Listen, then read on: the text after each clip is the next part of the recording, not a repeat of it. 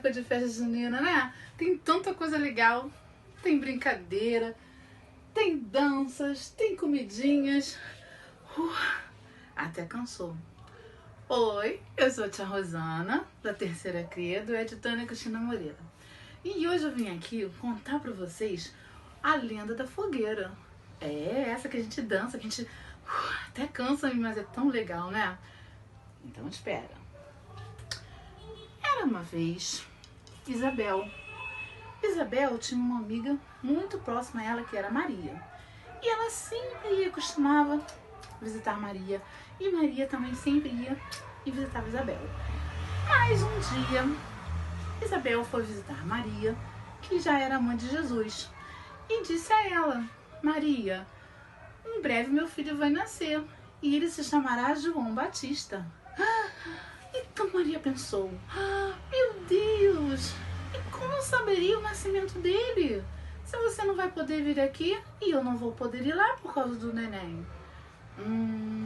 Então Isabel pensou, já sei, tive uma ideia.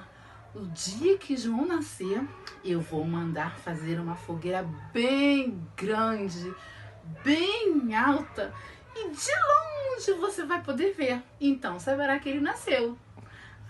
Está bem, disse Maria.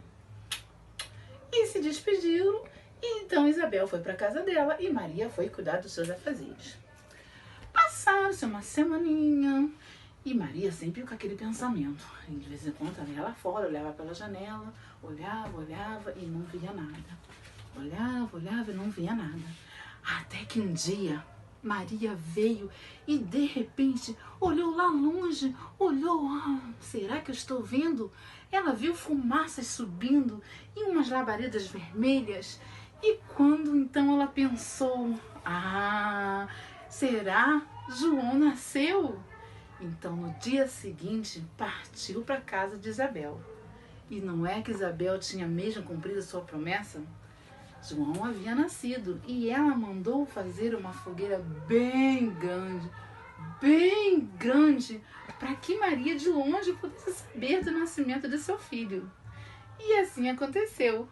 Maria então chegou na casa de Isabel e viu o menino João, um bebê tão lindo, tão fofo, e as duas ficaram tão felizes, se abraçaram e comemoraram muito o nascimento de João.